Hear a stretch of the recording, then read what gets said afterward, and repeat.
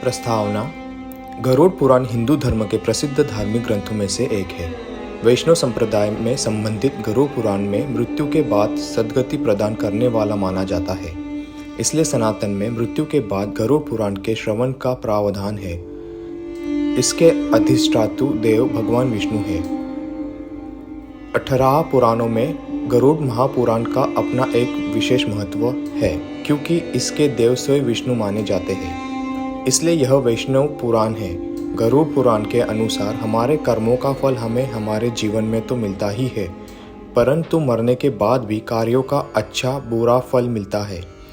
इसी वजह से इस ज्ञान को प्राप्त करने के लिए घर के किसी सदस्य की मृत्यु के बाद का अवसर निर्धारित किया गया, ताकि उस समय हम जन्म मृत्यु से जुड़े सभी सत्य जान सके और मृत्युवश बिछड़ने वाले सदस्य का दुख कम हो सके। विष्णु भक्ति। वास्तविक तथ्य यह है कि गरुड़ पुराण में भगवान विष्णु की भक्ति का विस्तार से वर्णन मिलता है। विष्णु के 24 अवतारों का वर्णन ठीक उसी प्रकार इस पुराण में प्राप्त होता है जिस प्रकार भगवत पुराण में उपलब्ध है। आरंभ में मनु से सृष्टि की उत्पत्ति, ध्रुव चरित्र और 12 आदित्यों की कथा प्राप्त होती है। उसके उपरांत सूर्य और चंद्र ग्रहों के मंत्र, शिव पार्वती मंत्र, इंद्र से संबंधित मंत्र, देवी सरस्वती के मंत्र और 9 शक्तियों के विषय में विस्तार से बताया गया है। श्लोक तथा विषय। गरुड़ पुराण में 19,000 श्लोक कहे जाते हैं, किंतु वर्तमान समय में कुल 7,000 श्लोक ही उपलब्ध है।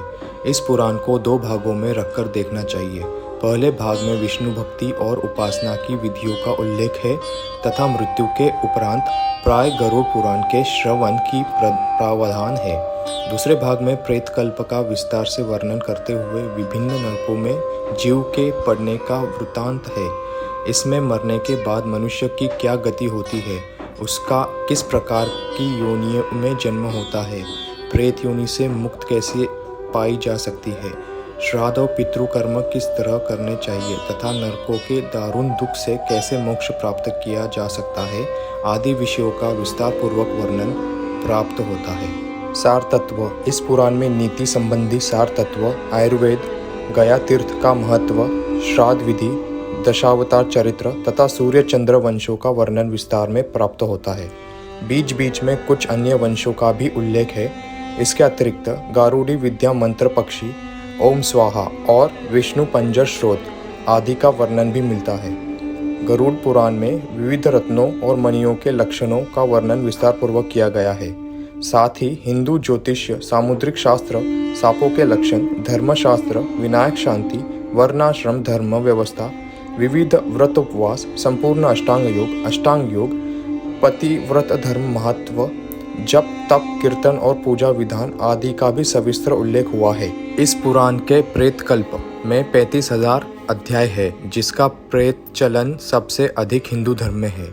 इस 35 अध्यायों में यमलोक, प्रेतलोक और प्रेत योनि क्यों प्राप्त होती है, उसके कारण, दान महिमा, प्रेत योनि से बचने के उपाय, अनुष्ठान और श्राद्ध कर्म आदि का वर्णन विस्तार से किया गया है। ये सारी बातें मृत्यु को प्राप्त व्यक्ति के परिवार वालों पर गहरा प्रभाव डालती है। वे दिवंगत व्यक्ति की सद्गति और मोक्ष के लिए पुराण विधान के अनुसार भरपूर दान दक्षिणा देने के लिए तत्पर हो जाते हैं। इस पुराण का उद्देश्य भी यही जान पड़ता है। नरक वर्णन। गरुड़ पुराण के दूसरे अध्याय में यह वर्णन मिलता है। इसके अनुसार गरुड़ ने कहा, हे केशव, यमलोक का मार्ग किस प्रकार दुखदायी होता है, पापी लोग वहाँ किस प्रकार जाते हैं, मुझे बताइए। भगवान बोले, हे गरुड़, महान दुख प्रदान करने वाले यम मार्ग के विषय में मैं तुमसे कहता हूँ। मेरा भक्त होने पर भी तुम उसे सुनकर कांप उठोगे। यम मार्ग में वृक्ष की छाया नहीं है, अन्न आदि भी नहीं है, वहाँ कहीं जल भी नहीं है। वहाँ प्रलय काल की भांति 12 सूर्य तपते हैं। उस मार्ग से जाता हुआ पापी कभी बर्फीले हवा से पीड़ित होता है तो कभी कांटे चुभते हैं, कभी महाविषधर सर्पों द्वारा डसा जाता है, कहीं अग्नि से जलाया जाता है, कहीं सिंहों, वाघों और भयानक कुत्तों द्वारा खाया जाता है, कहीं बिच्छुओं द्वारा डसा जाता है। इसके बाद वह भयानक असीपत्रवन नामक नरक में पहुंचता है, जो 2000 योजन के विस्तार वाला है। यह वन कौवों, उल्लुओं, गीधों, सर्पों तथा डांसों से व्याप्त है। उसमें चारों ओर दावांगी है। वह जीव कहीं अंधे कुएं में गिरता है, कहीं पर्वत से गिरता है, कहीं छुरे की धार पर चलता है, कहीं कीलों के ऊपर चलता है, कहीं घने अंधकार में गिरता है, कहीं उग्र जल में गिरता है, कहीं झोंकों से भरे हुए कीचड़ में गिरता है, कहीं तपी हुई बालुका से व्याप्त और धधकते ताम्रमय मार्ग, कहीं अंगार राशि, कहीं अत्यधिक धुएं से भरे मार्ग पर उसे चलना पड़ता है।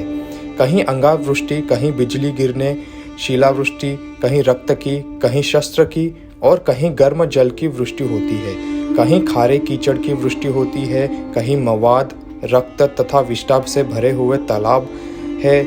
यम मार्ग के बीच बीच अत्यंत उग्र और घोर वैतरणी नदी बहती है।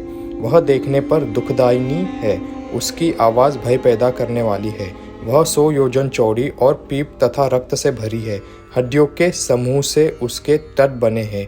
यह विशाल घड़ियालों से भरी है।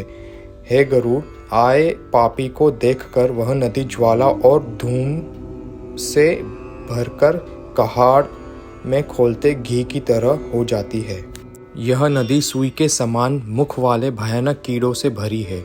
वज्र के समान चोंच वाले बड़े बड़े गीध है। इसके प्रवाह में गिरे पापी हे भाई, हा पुत्र, हा तात कहते हुए विलाप करते हैं। भूख प्यास से व्याकुल हो पापी रक्त का पान करते हैं। बहुत से बिच्छू तथा काले सांपों से व्याप्त उन नदी के बीच में गिरे हुए पापियों की रक्षा करने वाला कोई नहीं है। उसके सैकड़ों हजारों भंवरों में पड़कर पापी पाताल में चले जाते हैं। क्षण भर में ऊपर चले आते हैं। कुछ पापी पाश में बंधे होते हैं, कुछ अंकुश में फंसा कर खींचे जाते हैं और कुछ कौवों द्वारा खींचे जाते हैं। वे पापी गर्दन, हाथ पैरों में जंजीरों से बंधे होते हैं। उनकी पीठ पर लोहे के भार होते हैं। अत्यंत घोर यमदूतों द्वारा मुग्धरों से पीटे जाते हुए रक्त वमन करते हैं तथा वमन किए रक्त को पीते हैं। 17 दिन इस प्रकार 17 दिन तक वायु वेग से चलते हुए 18वें दिन वह प्रेत सौम्य रूप में जाता है। ऐसे ही अमेजिंग स्टोरीज के लिए हमारे चैनल को सब्सक्राइब और वीडियोस को लाइक कीजिए, क्योंकि हमें आपके सपोर्ट की ज़रूरत है।